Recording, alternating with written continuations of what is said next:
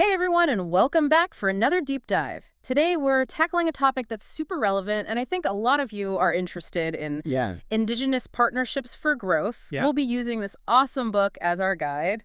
It's called The Business of Belonging, Okay. and it's written by Jason Carter, who co-founded Bear Standing Tall, an Indigenous-owned firm that really specializes in this area. Yeah, it's a fascinating area. It's not just about, you know,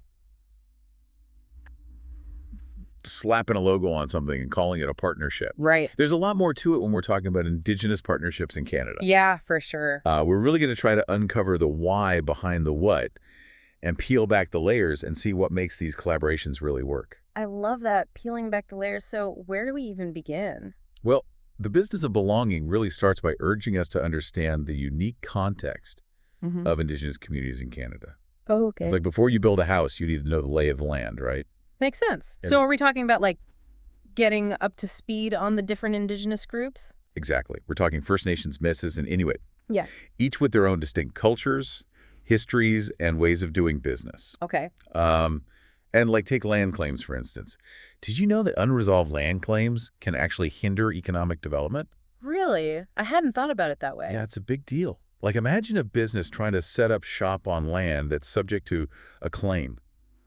That creates uncertainty and can scare away investors. Oh, yeah. For sure. So it's really crucial for businesses to be aware of these issues and understand the challenges Yeah. that each group faces. So it's more than just being aware. It's about understanding how those differences actually like play out. Absolutely. It's about moving from awareness to action. Okay. So, for example, businesses that understand the importance of treaties Yeah. and respect those agreements are going to have a much easier time building trust and creating those lasting partnerships. Okay, so treaties are a big deal. What about things like the Indian Act? Oh, absolutely. The Indian Act, enacted back in 1876, is actually still in effect today. Wow. I didn't Mm. realize that. But it's widely criticized for being outdated and, frankly, pretty paternalistic. And the book points out that it imposed a system of governance that undermined traditional Indigenous systems. Wow. I didn't realize how much historical baggage was tied up in all of this. There's a lot to unpack, for Yeah, sure. yeah. The book also mentions the Royal Commission on Aboriginal Peoples from the 1990s, Okay, yeah. which basically called for a complete reset of the relationship Yeah. between Indigenous peoples and the Canadian government. They emphasized self-governance and economic development, which really set the stage for the kind of partnerships we're talking about today. It sounds like understanding all this historical context is really crucial for businesses to be successful in this. It is, and it's Yeah. not just history, though. There's this whole other layer of complexity when you bring in Indigenous rights and land claims. Okay. Yeah. Think of it like a legal puzzle, with pieces from centuries ago, Yeah. current laws, and even international agreements, Okay. Wow. like UNDIP, UNDRP, that sounds familiar. the United Nations Declaration on the Rights of Indigenous Peoples. Yeah. I've heard of it, but I don't really know much about it. It's a big deal. Yeah. It basically sets out the minimum standards for the survival, dignity, and well-being of Indigenous peoples worldwide. Okay. And it's been endorsed by Canada. And businesses need to understand how it impacts their work. So how does all this legal stuff actually play out in the real world? Like, what does it look like when it's done right? Well, the Tsawwassen First Nations Self-Governing Authority and Land Treaty is a fantastic example. Okay. They negotiated a treaty that gave them control over a significant amount of land, which allowed them to develop all sorts of amazing economic initiatives, like a shopping center. So respecting land claims isn't just about doing the right thing. It can lead to some pretty incredible economic opportunities. Exactly, and it's not just about the big treaties either.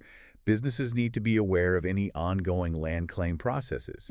In the areas where they operate, take the Cree Nation of IUSG, for example. They partnered with Hydro-Quebec on a massive hydroelectric project. But they made sure that it was done in a way that aligned with their values about land stewardship.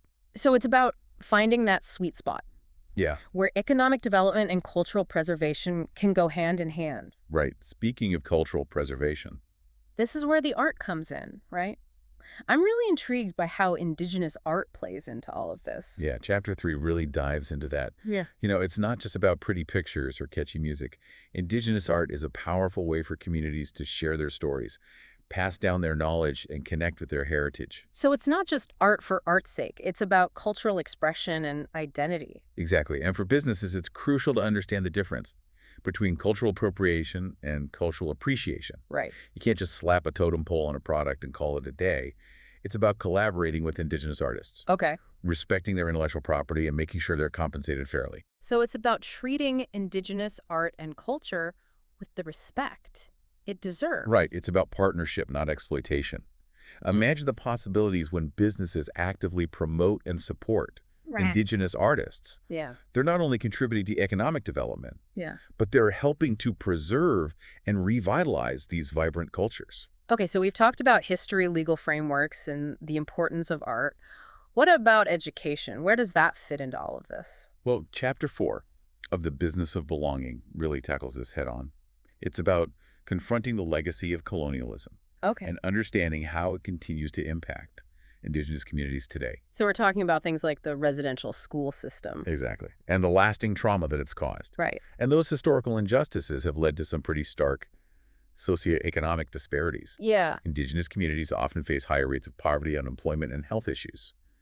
It's a reality that businesses just can't ignore. So how do we move from acknowledging those injustices to actually creating positive change? Well, education's a huge part of it. Yep. We need to be incorporating Indigenous perspectives into our schools, our workplaces, and our communities.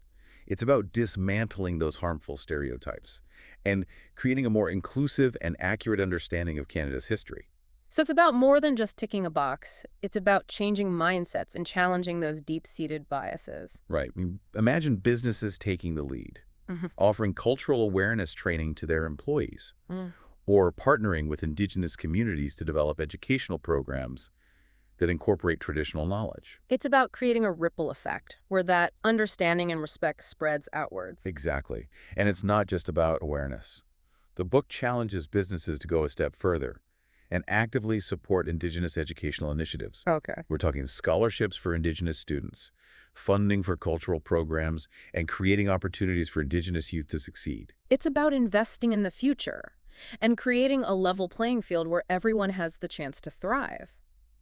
Okay, I'm getting the sense that education is key here. But how do we actually go about building these partnerships in a way that's truly respectful and beneficial for everyone involved? That's the million-dollar question, isn't it? And luckily, chapters 7 and 8 of The Business of Belonging really get into the nitty-gritty of how to make these collaborations work. Okay, I'm all ears. Well, the book really emphasizes the importance of ethical engagement, which sounds a bit formal, but it's really about approaching these partnerships with a genuine commitment to doing things the right way.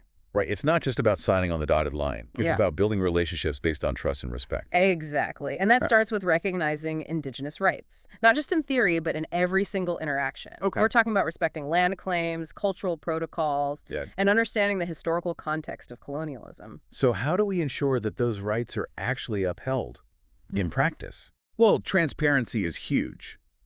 Businesses need to be upfront about their intentions, their potential impact on Indigenous communities, and the benefits they expect to see. No hidden agendas, no surprises. That makes sense. It's about building that trust from the very beginning. Absolutely. Yeah. And it's not just about talking the talk, it's about walking the walk. Accountability is key. Okay. Businesses need to follow through on their commitments, address any concerns that arise, and be willing to course correct if things aren't working out. So it's about being flexible and responsive to the needs of your Indigenous partners. Right. And this is where things get really interesting. The book stresses the importance of creating collaborative frameworks. Okay. Think of it like a blueprint for how the partnership will actually function. So what would those frameworks look like? Well, they need to ensure clear communication, respect for Indigenous knowledge systems, and mechanisms for sharing benefits equitably. Okay. It's not just about profit sharing. It's about making sure that the benefits are felt across the entire community in ways that are meaningful to them. It's about recognizing that success means different things to different people. Exactly. It's about finding that sweet spot where the goals of the business align with the aspirations of the community. And that leads us to another crucial question. How do we actually measure the impact of these partnerships? How do we know if we're truly making a positive difference? I was just thinking about that. It can't just be about the bottom line, right? There's got to be a more holistic way of measuring success. You're absolutely right. The book encourages us to think beyond just the financial metrics. Okay. We need to look at the social, cultural, and environmental impacts as well. Are we creating jobs in the community? Are we contributing to the preservation of language and culture? Are we operating in a way that's sustainable and respectful of the land? It's about recognizing that true success is multifaceted. Right. And this is where things start to get really exciting. Okay. As we move into Chapter 8, the book starts to paint a picture of what the future holds for Indigenous partnerships in business. I'm eager to hear what that future looks like. One trend that's really taking off is Indigenous entrepreneurship. We're seeing more and more Indigenous-owned businesses popping up, bringing innovative ideas and a unique perspective to the marketplace. That's awesome. I love that idea of Indigenous communities driving their own economic development. It's incredibly empowering. And these businesses are doing amazing things, from sustainable tourism to renewable energy to tech startups. Wow. They're blending traditional knowledge with modern business practices, and it's really shaking things up in a good way. It's about finding that synergy between ancient wisdom and modern innovation. Exactly. And alongside this rise in entrepreneurship, Right. we're also seeing a growth in Indigenous-led economic development initiatives. Yeah. These are projects that are designed and driven by Indigenous communities themselves, based on their own values and priorities. So it's about self-determination and creating a future where Indigenous communities are thriving on their own terms. Exactly. And what's really encouraging is that we're seeing a shift in the corporate world as well. Okay. More and more businesses are realizing that respecting Indigenous rights isn't just the ethical thing to do, it's also smart business. So it's not just about compliance, it's about seeing the value in these partnerships. Exactly. Businesses are starting to understand that Indigenous communities bring so much to the table. Yeah. Traditional knowledge, a deep understanding of the land, and a commitment to sustainability that's increasingly important in today's world. It's about seeing those differences not as obstacles, but as assets. Right. And as this understanding grows, we're seeing a greater integration of Indigenous culture and traditional knowledge into mainstream businesses. Yeah. Companies are incorporating Indigenous art, storytelling, and values Yeah. into their branding, their products, and even their internal culture. That's really cool. It's about creating a more inclusive and vibrant business landscape that reflects the true diversity of Canada. Exactly. Yeah. And let's not forget the role of technology in all of this. Okay. Technology can be a powerful tool for empowering Indigenous communities and driving economic growth. Okay. I'm really intrigued by that. How is technology being used in this space? Well, think about online learning platforms that make education more accessible, especially in remote communities or e-commerce platforms that allow Indigenous artists to sell their work directly to a global audience. That's amazing. It's about breaking down barriers and creating opportunities that wouldn't have existed before. Exactly. And technology can also play a role in protecting Indigenous rights. Okay. Geographic Information Systems, or GIS, are being used by Indigenous communities to map and document their traditional territories, which is crucial for land claims and resource management. So technology is giving Indigenous communities a stronger voice and a more powerful platform to assert their rights. Exactly. And let's not forget the role of technology in preserving and revitalizing Indigenous languages and cultures. Yeah. Think about online archives, digital storytelling platforms, and mobile apps. That can help keep those traditions alive for future generations. It's about finding those innovative ways to bridge the gap between the ancient and the modern. Right. And it's all about collaboration. The business of belonging really stresses the importance of working together, of building those bridges between Indigenous communities, businesses, and governments to create a more just and sustainable future. That's what it's all about, isn't it? Finding those win-win solutions where everyone benefits. Exactly. It's about recognizing that we're all in this together, and that when Indigenous communities thrive, we all thrive. Okay, so we've covered a lot of ground here. We've explored the importance of ethical engagement, the need for collaborative frameworks, the rise of Indigenous entrepreneurship, the role of technology, and the growing awareness of Indigenous rights in the business world. It's a lot to take in. It is, and it sets the stage for a really inspiring conversation about what we can all do to contribute to this movement towards a more collaborative and equitable future. I'm ready to talk about action. You know, as we're going through all these concepts and these great examples of Indigenous partnerships, I think what's really resonating with me is this idea of belonging, Yeah. creating a space where everyone feels valued and respected. It is such a powerful idea. Yeah. It's really woven throughout this whole book. You know, Jason Carter really emphasizes that these collaborations, They're about so much more than just transactions or profits. Right. They're about building bridges, fostering understanding, Mm. and recognizing that our destinies are really intertwined. That sense of interconnectedness really comes through. Like when Indigenous communities thrive, we all thrive. Exactly. And I think Jason's own story really embodies that. Mm. He's a High First Nations corporate trainer, Yeah. and his passion for using his skills to really advance reconciliation is super inspiring. It's like a living example of how Indigenous entrepreneurs can really use their knowledge and experience to make a difference in the world. Absolutely. And he's not alone. There's No. so many incredible Indigenous businesses and leaders out there who are really paving the way for a more inclusive and equitable future. It gives me a lot of hope. Me too. Yeah. But as I'm listening to all this, I'm also thinking, okay, this is amazing, but what can I actually do? Right? How can I contribute to this movement towards a more collaborative future? Yeah. That's the question, isn't it? Yeah. And I think the first step is simple education. Okay. Take the time to learn about Indigenous history, cultures, and perspectives.